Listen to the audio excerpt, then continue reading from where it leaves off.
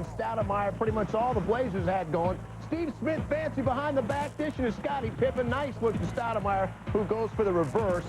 But Damon, the up fake, and this is an up fake indeed. 28 for him. Beats the shot clock. Damon, the nasty crossover. And, of course, you can pick up your jock at the lost and found. Portland up 1 after 3. Spurs turn to their bench, namely Chanel Scott in the 4th. First, Malik Rose, a nice drive and dish to Scott down low. Bench at 22. The team's 30 points in the 4th, and Scott tipping into Danny Ferry missed. The Spurs bench put up 45 as the Suns. The Spurs win this one, outscoring the Blazer reserve 29-9 in the second half. Papa's got a brand new bag, and he unleashed the arsenal on the Blazers. Popovich played all 12 active Spurs. Every one of them scored. San Antonio 21-4 since March 1st. Portland knows no such delight. They've dropped 3 straight. They're just 8-14 since Rod Strickland showed up. Sure, blame him. He was 0 for 3 for 0 points, by the way, as Portland has ensured itself the 7th spot in the West. Dunleavy compares his squad to one of his favorite boyhood toys. Tim Duncan, you guys got some chemistry. We just do. It's just the guys that we have. Everybody gets along.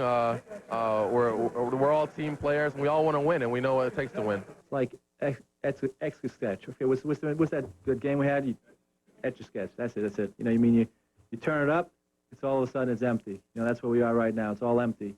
And, you know, I think that, you know, we can build ourselves a good picture here in the next couple of days.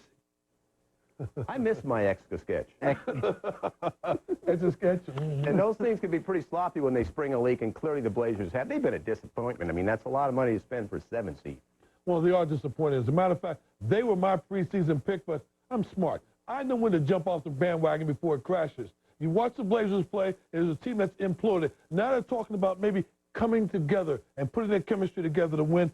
I don't think so. With all the problems they have with Kemp and Rasheed and bringing in the Strickland, David, it's been a lot of things going on. No, you don't turn it around in a week, and they haven't played good for a month. All the problems that they've had with this team, Sean Kemp and Bonzi Wells being injured, they brought Sean Kemp in because they needed a big body to play against Shaquille O'Neal in the playoffs. They're not going to have the wherewithal, I think, to deal with it. Even if they were healthy, it's going to be hard for them to turn around. Could they do it? Yes, they're talented enough. But their inner self-worth right now is as good as that Etch-a-Sketch. It's just self-esteem a little low. Huh? And that happened. Well, the Blazers suddenly making the Lakers look like the Cleavers now. The Lakers have won 7 straight, saying all the politically correct things. Nobody wants any part of the Los Angeles Lakers right now. Early first quarter, Nuggets up 9-5. Rick Fox, what's up with the hair? Denver recovers, but Shaquille says, I'll take that. Nuggets by 2. Rafe LaFrentz, the only bright spot in this contest for the Denver Nuggets. 23-19 Denver at that juncture, but later Nugs by 2. O'Neal, the nice bounce pass to Kobe. It's all good between these two. Shaq swears. Second quarter, L.A. gets everybody involved, Fred Carter. And we got a Greg Foster sighting. What a great pass catch. Kobe Bryant with the left. But I got a better sighting for you.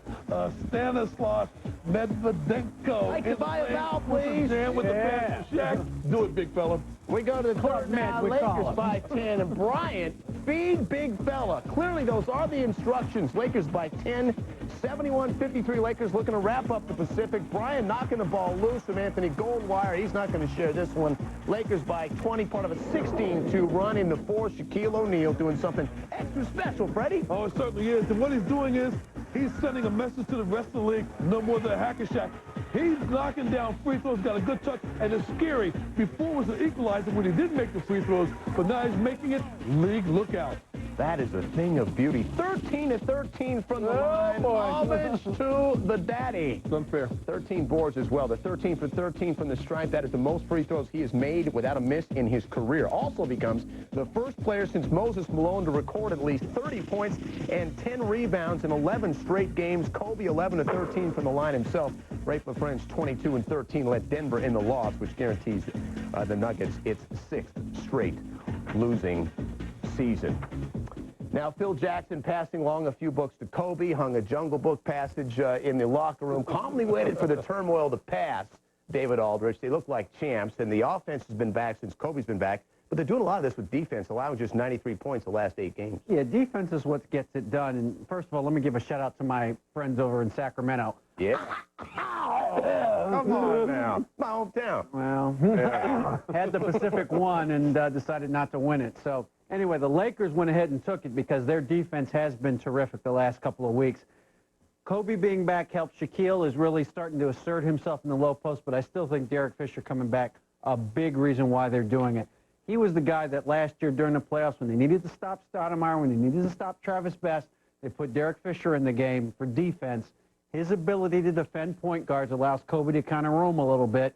That gives the Lakers a big edge out front. When they can stop the perimeter stuff, Shaq controls the middle. They are a defensive power. Well, meanwhile, older folks usually like to stick around closer to home. The Jazz, despite the best road record in the West, would love home court for round one. They could wrap it up with a win over the Clips. Karl Malone been torching the Clips to 33 points a game this year. Cherokee Parks, Brickin, Jeff McInnes, Brickin, Michael Olowokandi, and the Candyman can. Clippers don't score a point for the first 5 minutes and 38 seconds. He'll make an appearance. Karl Malone making that tough fader look easy. Jazz up 16-8. Darius Miles taking it strong, but Fred, he hasn't felt that rejected since prom night. Well, I'll tell you what, you got like Ostertag, he's getting himself ready for the playoffs for those 4 or 5 minutes he's going to play. The Clippers looking for the future. There's Jeff McInnes. They take the lead by 1. John Stockton and Brian Russell will have none of it. Too much Jazz at the end. They win at 97-92, clinching home court against the Mavericks in the first round and bolt down the seeding, as clearly Jeff McInnes has watched a little Bobby Knight somewhere in his life. Lovely party gifts for the Clips. They fall at the Delta Center for the 25th straight time, but they improved 16 wins over last season, 31 wins, their best since winning 36 to 96-97. The 4th seed in round 1 home court belonged to Utah, who still dropped 9-10 at home against playoff-bound teams. Malone's 34 marked 6 games in 10. He has posted 30 or more. Rudy Tomjanovich calls this coming offseason one of the biggest ever for the Rockets franchise. Despite 44 wins entering Tuesday night's play, Houston is out of the playoff mix. There are 7 soon-to-be potential free agents, but only one certain 7-foot future Hall of Famer that people are talking about. Tuesday night brought the distinct possibility that after 17 seasons in Houston, Hakeem Olajuwon was playing his last game as a Rocket. Said the Dream, quote, "If I start looking at it that way, I'd get all sentimental." The Rockets would end their season against the same team they began it against, KG and the T-Wolves. Where's the love?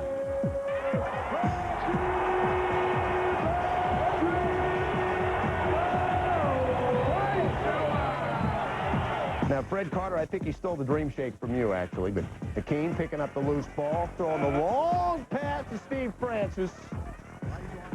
The guy could be a quarterback. The XFL still looking for a few people. Rockets up 9, still in the first. Hakeem getting the rock, and he's going to deposit. He had 14. That was just at the half. Rockets up by 13 at the break. Third quarter, Shandon Anderson getting involved. Everybody giving potential going away presence to Hakeem. His last basket as a Rocket at home right there. He leaves the game. Carlos Rogers knows we are not worthy.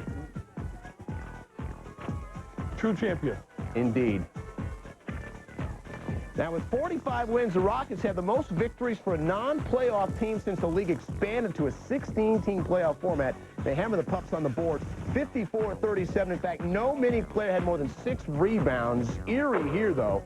Hakeem's 24 points and 9 boards, the exact same numbers he posted in his NBA debut against the Mavs back in '84. Coincidence? We think not. KG flirt with the iron unkind, hitting just 4 of 15 himself. So the first rounders in the West look like this. Top-seeded Spurs will take on Minnesota, a team they beat 3-1 in the first round back in '99. Utah, Dallas will square off in the 4-5 series. Dallas making its first playoff appearance, by the way, since '89-90. The Lakers, Blazers meeting up in a rare first-round series, pitting the conference finalists of the previous season. The winner of that series will take on the victor of the Kings-Suns battle. Sacramento won 3 of 4 season meetings, with the lone loss coming last Sunday at Phoenix. As for Hakeem, parting can be such bittersweet sorrow. Houston is my home. I mean, there's no question that the ideal situation is for me here. You know, I mean, that's automatic.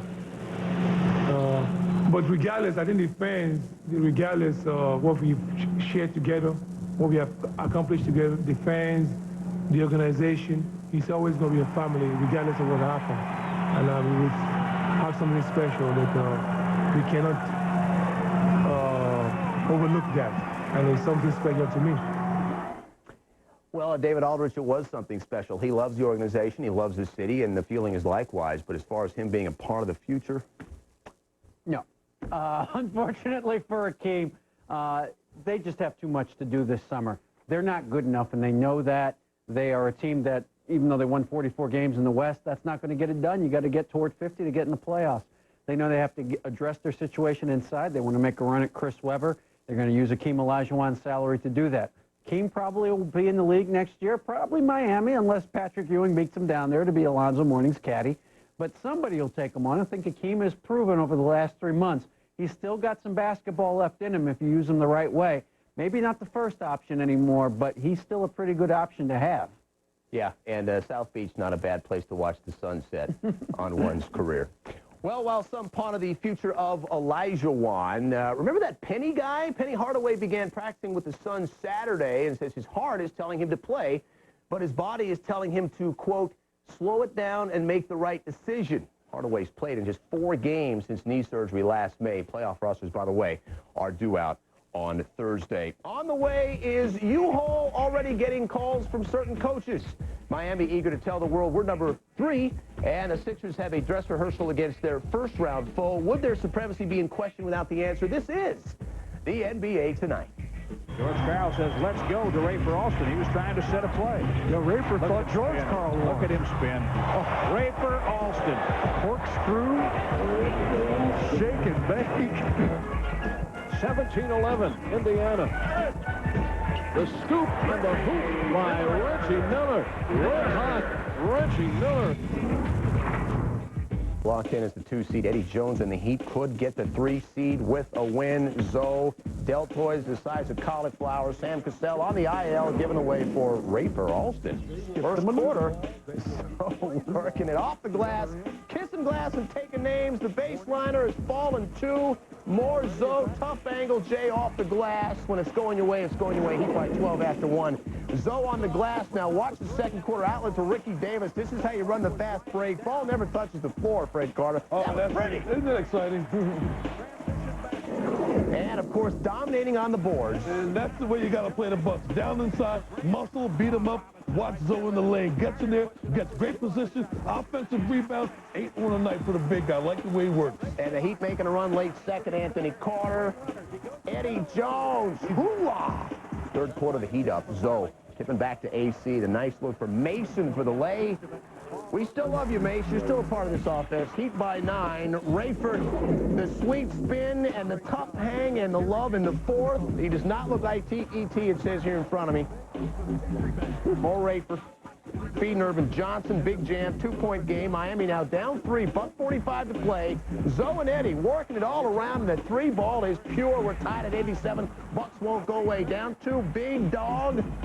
Bow, wow, wow, yippee-yi, yippee-yay, missing. But Darvin Ham, there is your nightly required Darvin Ham sighting, NBA Tonight fans. We're tied at 89, 1.4 left. Soft defense here, Fred. It's certainly a soft defense. No pressure on the ball. George Karl must have his playoff game face on. Ooh. 1 second, you've got the pressure of the ball right there. So that way, the game goes into overtime. All right. Switch. Spot in the East belongs to the Heat. Pat Riley can still notch the 17th season of 50 wins in his NBA head coaching career. Miami closes out against Orlando on Wednesday night. The answer has left the building to rest up for round 1 as his team got a solid peek at its first-round opponent. Reggie and the Pacers had won 7 straight. Isaiah punctual, focused, and his team is rolling. Reggie Miller tuning up. The fader goes. The J in the lane. Reggie 5 for 5 from the floor in the first. Pacers up 4 after 1. Second quarter, Fred. The Sixers execute on offense, but you got to run both sides. Oh, you certainly do. They execute well. Watch Raja Bell over the corner. His only field goal today, knocks down a tray, but it's also defensive transition. You've got to get pickups and say, I got Rose. No one says I got him, but you get him too late. He gets to the basket, gets the foul. Referee likes it and says, and 1. All right, we need offense, Philly. Who are we going to give it to? How about Jermaine Jones? Hey, this guy's got to stroke people. Not 1, not 2. You like this guy's game, Fred. Oh, it's softer than drugstore cotton the way he shoots that jumper. Sixers only down 3 after 3. You can't get that drugstore cotton like you used to. Kevin Ollie driving, hitting, and 1. Philly down just 2. Sixers still down 2. 10 seconds left. Jermaine Jones hits the J. Tied at 99. Pacers still the chance to win it. Tyus Ivey, or Edney's his mother named him. Swatted by Todd McCullough. If you don't eat your meat, you can't have any pudding. And in the extra session, we're tied at 101. Who's going to get the ball? Jermaine Jones. And that stroke is still pure. Sixers go up 3. They hang on to win it 111-105. Even with the win, Philly just 15-17 all time without Allen Iverson in the lineup. Jermaine Jones, career night of both points and rebounds, key the end of Indiana's 10-game home win streak and 7-game roll overall. Fred, the strategy isn't that tough as they head into the postseason. What is tough is executing the strategy. That is, you keep the ball out of Iverson's hands, you got a chance of beating the Sixers. And, Jim, it's so important for Isaiah Thomas, first playoff game, as a coach, to think about this now. Allen Iverson, if he gets his, Philadelphia wins. If he doesn't get his, Philadelphia probably doesn't win. So that means he's probably got to double-team Iverson every time he touches the ball, designate maybe George Lynch or Pookie, if you will. One of those guys got to shoot the ball 15, 20 times. Indiana's got to try to win game 1. If they can win game 1, they've got a chance. If they don't win game 1, they're going home early. Double-team a little guy, take the ball out of his hands. Home court, a good thing for the Sixers right about now. They've dropped 7 of the last 8 on the road. They have won 5 straight at home. Still to come here on the NBA tonight. It appears the Pistons are going through another head coach as George as Vince and the Raptors try to keep the hope for the 4th seed alive, and the Warriors about to ditch their 5th head coach. And Snelly left. We're coming back. Former North Carolina Hoopsters, Jerry and Vince on the same floor. Regrettably, there was only one ball. In overtime, game tied at 87. Ben Wallace, monster night on the glass, out to Chucky Atkins for 3. Wallace, a mere 28 rebounds. Pistons up 3, under a minute to go. 92-89 Detroit. Alvin Williams for the 3 in the tie. Got it. Pistons trying to answer. Atkins driving the lane, but Keon Karth lives on that lane. I don't think so. Shoot it wrong, I send it long. Ball goes to Toronto, same possession. Vince Carter backing in. Jerry, what you going to do when Vince comes calling for you? Carter with somewhat of a quiet night, but he dominated when it counted. Rockets, Raptors just 6 and 7 in games decided by 3 points or less, though I might say. They were 13 and 4 in those scenarios last season. Vince may have taken over in the OT, but he's a mere 12 of 42 from the field in his last 2 ball games. Now in the East, the 1 and 3 positions, 7 and 8, all set. That means the Sixers get Indy, Milwaukee gets Orlando. Doc Rivers already running smack about George Karl's first-round playoff woes. Toronto can still catch New York for the 4th spot. Charlotte still has a shot at catching up to Toronto for 5th, folks. That is drama. So George Irvin appears on the way out. Reportedly has been asked to resign. Michigan State's Tom Izzo could be courted by the Pistons, but D.A., the Warriors, a worse team than Detroit. What's their coaching situation? Yeah, they've won twice since the All-Star break. You'd think that Dave Cowens would be on the way out, but sources tell me that unless they really change their mind this week that Dave Cowens is going to be back next year as head coach at Golden State, they feel like they've lost so many people to injuries this year. Larry Hughes and Mark Jackson to name 2. Antoine Jameson's the only member of their top 9 players that hasn't missed significant time with injury, that Dave Cowens really deserves a shot with the full roster before they can make any kind of real evaluation as to where they're going. So that's where they are. Cowens, a guy that thought he got a raw deal when he was in Charlotte. He was 136 and 111 as a head coach in both Boston and Charlotte before taking over his current situation. Still to come on the NBA tonight. This Dion hardly free on as the Hawks look to play for more than just tea times. Atlanta Washington outcome because, frankly, you've waited long enough. They lost 8 of their last 10 coming into Tuesday's matchup against Rips Wizards. Brevin Knight, Jason Terry. Terry, pretty dangerous from there. Hawks down 101-89. Terry wide open. How can you leave this guy wide open this late in the ball game? Hawks now down 101-92. Dion Glover sinking a 3. Hawks closing in. Because it's late in the season. Well, I guess so. Lorenz and Knight the reverse. The Hawks down 101-97. Wright with 23 points. Terry hits the jumper. The Hawks down just 2. Knight to Terry. Oh, yeah. Hawks take the lead. Terry with 27. Glover getting a hard lay-in plus the foul. This ends a 19-0 Hawks run as they come back to win it. Highest points output of the season for a regulation game for the Hawks as Dion Glover's career high 28 led 4 Hawks who posted 22 or more. Bulls and Nets. Highlight? No, I'm sorry. Those folks have lost their highlight privileges here on the NBA tonight. Bulls back-to-back road wins following a franchise record 25-game road schneid. Hey, this NBA Tonight Trivial Matter designed with the ultimate Rocket fans in mind. Who was Houston's leading scorer in Hakeem Olajuwon's first home game in Houston? Stick around for the answer. NBA Tonight is brought to you by Kia, makers of darn good cars with a darn good warranty. Hey, if you nailed this one, you either have a Rockets media guide or perhaps need to take a bingo or get a puppy. In Akeem's first home game, Lewis Lloyd led scoring. I should have known that answer. Oh, dear. Elijah Wan, 5 of 15 Philadelphia. for 10 points. Overbrook High School. What's Lewis doing these days? All right, we've got to pay proper homage to Ben Wallace. 28 rebounds. Ouch. 26 straight with 10 or more boards, just one shy of Dikembe Mutombo's season high of 29. But those of you prepare to line up for the Hall of Shame we know as the Iron Unkind. Jerry Stackhouse never missed a shot he didn't like, or never saw a shot he didn't like. He missed a bunch of them on Tuesday night. Come back Wednesday night. It's going to be a fine show for Fred Carter and David Aldrich. I'm Jim Frazier. Mahalo. NBA Tonight is a presentation of ESPN, the worldwide leader in sports. For more, log on to ESPN.com.